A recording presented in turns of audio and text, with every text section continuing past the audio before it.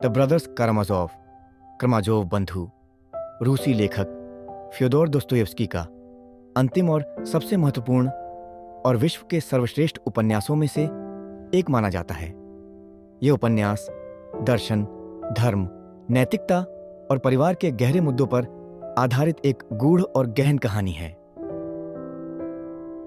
कहानी का आरंभ फ्योदोर पाव्लोविच कर्माजोव, एक भ्रष्ट, कामुक, लालची और स्वार्थी व्यक्ति जो 3 बेटों का पिता है। फ्योदोर पाव्लोविच एक नैतिक रूप से भ्रष्ट इंसान है जिसने 3 अलग अलग पत्नियों से बेटे पैदा किए और उन्हें उपेक्षित छोड़ दिया। इन बेटों की परवरिश अलग अलग तरीकों से हुई जिससे तीनों का स्वभाव एक दूसरे से बेहद भिन्न है। पाव्लोविच का सबसे बड़ा बेटा दिमित्री अपने पिता से जायदाद और धन की मांग करता है, लेकिन एक और गहरा संघर्ष भी है। ग्रुशेनका नाम की एक महिला से दोनों पिता और बेटा प्रेम करते हैं। यह भावनात्मक और यौन संघर्ष दोनों को और भी उग्र बना देता है। इवान पाव्लोविच का दूसरा बेटा बुद्धिजीवी और नास्तिक इवान धर्म और नैतिकता पर गहरी सोच रखता है। वह ईश्वर के अस्तित्व पर सवाल करता है और यह सोच उसे अंदर से तोड़ देती है। इवान पाव्लोविच का तीसरा बेटा अलेक्सेई अल्योशा प्रेम, दया और विश्वास का प्रतीक है। वह धार्मिक गुरु जोसिमा के शिष्य हैं और सभी को क्षमा और शांति का संदेश देने की कोशिश करता है। स्मिर्द्याकोव कर्माजोव परिवार का नौकर, जो फ्योदोर का नाजायज पुत्र माना जाता है, चुपचाप और चालाक। फ्योदोर पाव्लोविच की हत्या हो जाती है। संदेह की सुई दिमित्री पर जाती है क्योंकि उसने पहले पिता को मारने की धमकी दी थी। वह ग्रुशेनका को पाने के लिए बौखलाया हुआ था, लेकिन असली हत्यारा कोई और है। दिमित्री कर्माजोव का कोर्ट ट्रायल मंच पर सन्नाटा है। कटघरे में खड़ा है दिमित्री कर्माजोव, बिखरे बाल, थका हुआ चेहरा, लेकिन आंखों में अब भी वो पुराना जोश। उस पर आरोप है अपने ही पिता फ्योदोर कर्माजोव की हत्या का। न्यायाधीश, वकील, जनता, सबकी निगाहें उस पर हैं। बाहर बारिश हो रही है, मानो आसमान भी फैसला सुनना चाहता हो। मुकदमे की शुरुआत। सरकारी वकील खड़ा होता है, एक ऊंची आवाज में कहता है, महान न्यायालय, ये व्यक्ति दिमित्री फ्योदोरोविच कोई सामान्य अभियुक्त नहीं है। ये वही पुत्र है जिसने अपने पिता को धन और स्त्री के लिए गाली दी, मारने की धमकी दी और अंततः उसे मार डाला। वह अदालत को याद दिलाता है दिमित्री को पैसे की जरूरत थी। वह बार बार कह चुका था कि मैं उसे मार दूंगा।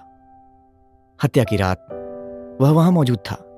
खून से सना हुआ कपड़ा मिला, फुसफुसाने लगती है। रक्षा पक्ष की बारी। दिमित्री का वकील खड़ा होता है।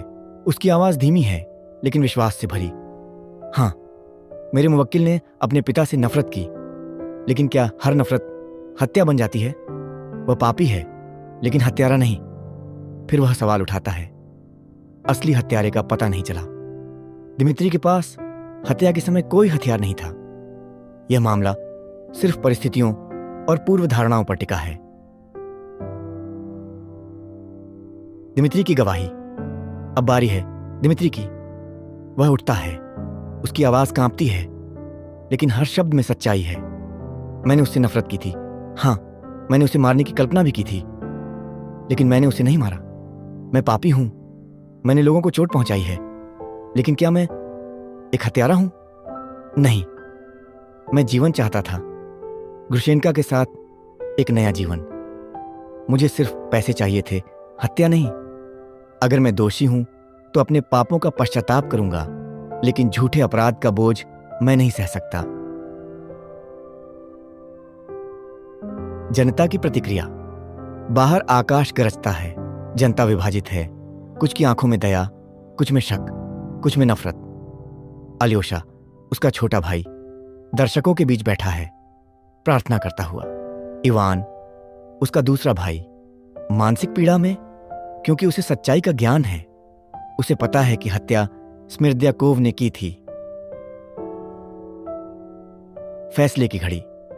झुर्री लौटती है। सन्नाटा, सिर्फ घड़ी की टिक टिक। न्यायाधीश घोषणा करता है, दिमित्री फ्योदोरोविच कर्माजोव को दोषी पाया गया है और सजा है 20 साल की सश्रम कारावास। क्षणभंगुर शांति। दिमित्री की आंखों से आंसू गिरते हैं। वह हंसता है, एक करुण हंसी, और कहता है, तो मैं ईश्वर की अदालत में अपील करूंगा, वहां कोई झूठ नहीं चलता। अल्योशा उसके पास आता है। दोनों भाई एक दूसरे को गले लगाते हैं। निष्कर्ष, यह ट्रायल सिर्फ दिमित्री का नहीं था, यह हर उस व्यक्ति का ट्रायल था जिसने कभी गौसे में हत्या की कल्पना की हो, जो न्याय की व्यवस्था में प्रेम और सच्चाई की उम्मीद करता है। दिमित्री को सजा तो मिल गई, लेकिन इस कहानी का अंत अभी नहीं हुआ। न्याय और अपराध। दिमित्री को गलत तरीके से हत्या का दोषी ठहराया जाता है। कोर्ट में उसके चरित्र और क्रोध को आधार बनाकर उसे सजा सुनाई जाती है, जबकि असली अपराधी स्मिर्द्याकोव है।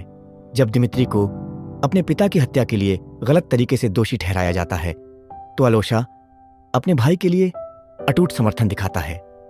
वह दिमित्री की मासूमियत में विश्वास करता है और उसकी रिहाई के लिए अथक प्रयास करता है। परीक्षण के दौरान अलोशा दिमित्री के साथ खड़ा रहता है, उसे भावनात्मक और आध्यात्मिक शक्ति प्रदान करता है। एक, वह जानता है कि दिमित्री ने हत्या नहीं की है और वह सच्चाई को सामने लाने के लिए दृढ़ संकल्पित है। अलोशा के समर्थन से दिमित्री को कठिन परिस्थिति में सामना करने और आशा बनाए रखने में मदद मिलती है। अदालत में अलोशा की उपस्थिति करुणा और आशा की किरण है। वह न्यायाधीशों और जूरी से दिमित्री के प्रति दया दिखाने का आग्रह करता है, यह तर्क देते हुए कि वह एक विकृत व्यक्ति नहीं है, बल्कि परिस्थितियों का शिकार है। अलोशा की दलीलें शक्तिशाली और प्रेरक हैं और वे कई लोगों के दिलों को छू जाती हैं। हालांकि दिमित्री को अंततः दोषी ठहराया जाता है, लेकिन अलोशा का समर्थन व्यर्थ नहीं जाता है। यह दिमित्री को उसकी सजा को गरिमा के साथ स्वीकार करने और अपने कार्यों के लिए पश्चाताप करने की ताकत देता है। अलोशा का अटूट प्रेम और विश्वास एक कठिन समय में दिमित्री के लिए मार्गदर्शक शक्ति बन जाता है। अलोशा उन लोगों के प्रति वफादार और सहायक है जिनकी वह परवाह करता है। भले ही परिस्थितियां कितनी भी कठिन क्यों न हों, वह लोगों में अच्छाई देखने और निराशाजनक स्थितियों में भी आशा बनाए रखने की क्षमता रखता है।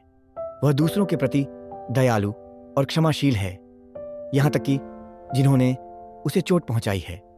वह सच्चाई के लिए खड़ा होने और गलत काम का विरोध करने के लिए तैयार है। भले ही यह अलोकप्रिय हो, वह अपनी गहरी आस्था से शक्ति और मार्गदर्शन प्राप्त करता है, जो उसे दूसरों को प्रेरित करने और उत्थान करने में सक्षम बनाता है। स्मिर्द्याकोव, द ब्रदर्स करामाजोव का सबसे रहस्यमय और जटिल पात्र। वह एक नौकर है, समाज के हाशिए पर रखा गया व्यक्ति, लेकिन भीतर से अत्यंत चतुर, सत्तालोलुप और आत्मसंघर्ष से भरा हुआ। एक शांत कमरा। इवान करामाजोव सामने बैठा है। स्मिर्द्याकोव बिस्तर पर लेटा हुआ है, बीमार, लेकिन उसकी आंखों में अजीब सी स्थिरता है। वह धीरे धीरे बोलना शुरू करता है। स्मिर्द्याकोव धीरे से मुस्कुराते हुए, तो आप आखिर आ ही गए इवान फ्योदोरोविच।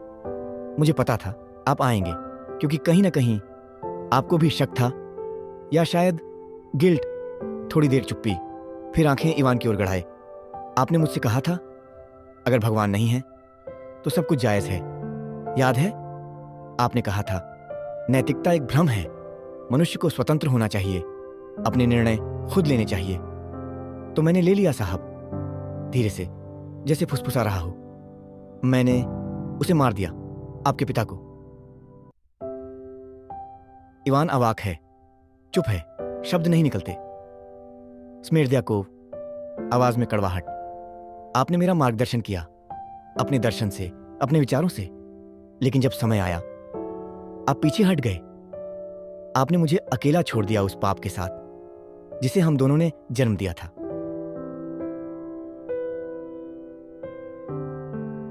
वह बैठने की कोशिश करता है, कांपता है, पर फिर भी बोलता है। आप कहते हैं आप नैतिक नहीं हैं, आप कहते हैं। आपको ईश्वर पर विश्वास नहीं, तो फिर आप डर क्यों रहे हैं? मैंने बस वही किया जो एक स्वतंत्र मानव कर सकता है। कोई ऊपर नहीं, कोई नीचे नहीं, कोई धर्म नहीं, कोई सजा नहीं। मुस्कुराता है, कड़वा, थका हुआ, लेकिन फिर भी एक अजीब सी बेचैनी है, एक खालीपन। स्मिर्द्याकोव धीरे से, टूटी आवाज में, शायद भगवान सच में है, या शायद सिर्फ मेरी आत्मा है जो मुझे खा रही है। रुकता है, आंखें मूंद लेता है। मुझे नहीं रहना अब, मैं थक गया हूं, मैंने सब कह दिया। अब बाकी तुम्हारा है, तुम्हारा ईश्वर, तुम्हारी सजा, तुम्हारी आत्मा। अंतिम वाक्य के साथ वह इवान को एक लंबी नजर से देखता है, जैसे आत्मा से आत्मा तक कुछ कह रहा हो। फिर वह सिर मोड़ता है और धीरे धीरे दृश्य अंधकार में डूब जाता है। स्मिर्द्याकोव का यह संवाद सिर्फ हत्या की स्वीकृति नहीं थी, यह एक टूटे हुए इंसान की चीख थी जो खुद को एक विचारधारा के जाल में फंसा बैठा। वह न केवल अपने अपराध का बोझ झेल रहा है, बल्कि उस दर्शन का भी जिसने उसे यह विश्वास दिलाया कि ईश्वर नहीं है तो कुछ भी अपराध नहीं। इवान को जब यह सच्चाई पता चलती है तो वह मानसिक रूप से टूट जाता है। उसकी अंतरात्मा उसे सता रही होती है, क्योंकि वह भी इस हत्या के लिए आंशिक रूप से जिम्मेदार महसूस करता है। अंत, स्मिर्द्याकोव आत्महत्या कर लेता है। इवान पागलपन की ओर बढ़ता है। दिमित्री की सर्बियां भागने की योजना बनती है। अल्योशा बच्चों और समाज में नैतिकता और प्रेम की भावना जगाने के लिए काम करता है। कर्माजोव बंधु केवल एक पारिवारिक कहानी नहीं है, बल्कि मनुष्य के अस्तित्व, ईश्वर की अवधारणा और नैतिकता जैसे गहरे दर्शन पर आधारित एक महान क्लासिक है। यह उपन्यास हमें सोचने पर मजबूर करता है, अगर ईश्वर नहीं है तो क्या सब कुछ जायज है? क्या धर्म ही मनुष्य की वास्तविक स्वतंत्रता है? इसी के साथ समाप्त होती है फ्योदोर दोस्तोयेव्स्की की कालजयी रचना। कर्माजोव बंधु की यह गूढ़, गहन और आत्मा को झकझोर देने वाली कहानी। यह सिर्फ एक हत्या की रहस्यपूर्ण गाथा नहीं थी, यह इंसान के मन, उसके ईश्वर, उसके अपराध और उसकी आत्मा की यात्रा थी। यह एक ऐसा दर्पण है जिसमें झांकने पर हम खुद से सवाल करने लगते हैं। 4. क्या नैतिकता का आधार सिर्फ धर्म है? क्या इंसान तब भी अच्छा हो सकता है जब वह ईश्वर में विश्वास न रखे? और अगर ईश्वर नहीं है तो क्या सब कुछ जायज हो जाता है? कर्माजोव बंधु हमें इन सवालों के बीच छोड़ जाता है, जहां उत्तर आसान नहीं है, लेकिन सोचने की गहराई बहुत गहरी है। अगर आपको यह प्रस्तुति पसंद आई हो, अगर आपने इस कहानी में कुछ महसूस किया, कुछ सीखा, कुछ जाना, कुछ सहा, तो कृपया लाइक करें, कमेंट करके अपनी राय जरूर साझा करें। और ऐसी ही भावनात्मक, दार्शनिक और दिल छू लेने वाली कहानियों के लिए हमारे चैनल कथा कहानी को सब्सक्राइब करना न भूलें। आपके एक लाइक, एक शेयर और एक सब्सक्राइब से हम और भी गहराई से आपके लिए ऐसी ही कहानियां लेकर आते रहेंगे। कथा कहानी, जहां कहानियां सिर्फ सुनाई नहीं जाती, महसूस की जाती है। धन्यवाद। फिर मिलेंगे एक नई कहानी के साथ। नमस्कार।